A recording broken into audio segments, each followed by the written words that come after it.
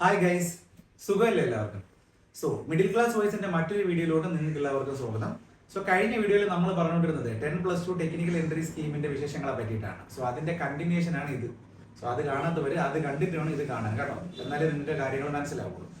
നമ്മൾ ആദ്യത്തെ വീഡിയോയിൽ ഇതിന്റെ ബേസിക് ആയിട്ടുള്ള എലിജിബിലിറ്റി ക്രൈറ്റീരിയാസിനെ പറ്റിയിട്ടൊക്കെയാണ് സംസാരിച്ചത്, ശരിയല്ലേ?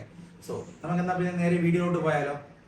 ശരി, ഇതിന്റെ ഒരു റാങ്കിങ് സിസ്റ്റം അതിന്റെ പ്രൊമോഷനും കാര്യങ്ങളും ഞാൻ ജസ്റ്റ് ഒന്ന് പറഞ്ഞുതരാം. വൺസ് നിങ്ങൾ ട്രെയിനിങ് എല്ലാം കംപ്ലീറ്റ് ചെയ്ത് കഴിഞ്ഞിട്ട് നിങ്ങൾ കയറുന്നത് ലെഫ്റ്റനന്റ് ആയിട്ടായിരിക്കും കയറുന്നത്. ഇത് സെയിം തന്നെയാണ്. നിങ്ങളിപ്പോൾ ഡിഗ്രി കഴിഞ്ഞിട്ടാണെന്നുണ്ടെങ്കിലും വൺസ് നിങ്ങൾ SSB ക്രാക്ക് ചെയ്ത് കയറുകയാണെന്നുണ്ടെങ്കിൽ ലെഫ്റ്റനന്റ് ആയിട്ടായിരിക്കും കയറുന്നത്, കേട്ടോ. ഓട്ടോമാറ്റിക്കലി 2 വർഷത്തെ സർവീസിന് ശേഷം നിങ്ങൾ ക്യാപ്റ്റനായിട്ട് മാറും. 6 വർഷത്തെ സർവീസിന് ശേഷം നിങ്ങൾ മേജറായിട്ട് മാറും. 13 വർഷത്തെ സർവീസിന് ശേഷം നിങ്ങൾ ലെഫ്റ്റനന്റ് കേണലായിട്ട് മാറും. 26 വർഷത്തെ സർവീസസിന് ശേഷം നിങ്ങൾ കേണലായിട്ട് മാറും. അതിനുശേഷം താഴോട്ട് വരുന്ന റാങ്കുകൾ എന്ന് പറയുമ്പോഴത്തേക്കും brigadier, major general, lieutenant general, general, ഇങ്ങനെയാണ് ആർമിയുടെ കേസിലാണെന്നുണ്ടെങ്കിൽ പോകുന്നത്, കേട്ടോ.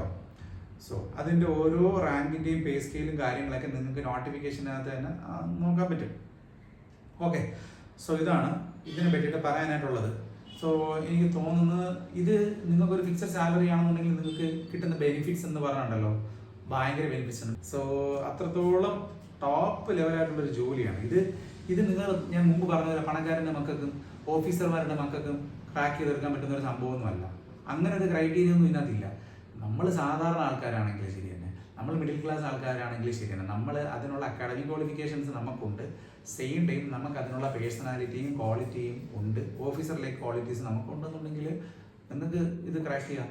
എൻ്റെ എത്രയോ സുഹൃത്തുക്കളെ എനിക്കറിയാമെന്ന് പറയുമ്പോൾ, കേരളത്തിലാണെങ്കിലും കേരളത്തിന് പുറത്തോട്ടുള്ളതാണെങ്കിലും ഒരുപാട് സുഹൃത്തുക്കൾ ഈ പറഞ്ഞ ബാക്ക്ഗ്രൗണ്ടുകളിൽ നിന്ന് വരുന്നവരൊന്നും അല്ല. അവരെല്ലാവരും ഇപ്പോൾ ഓഫീസറായിട്ട് സെർവ് ചെയ്യുന്ന ഒത്തിരി പേര് എനിക്കറിയാം. ദാറ്റ് മീൻസ് സാധാരണക്കാരനാണെങ്കിലും ശരി തന്നെ ഇത്തരത്തിലുള്ള ഒരു വിഷനും ഡ്രീമും ഗൈഡൻസും അതൊക്കെ ഉണ്ട് എന്നുണ്ടെന്നുണ്ടെങ്കിൽ നിങ്ങൾ അതിന് വേണ്ടിയിട്ട് വെൽ equipped ആണ്.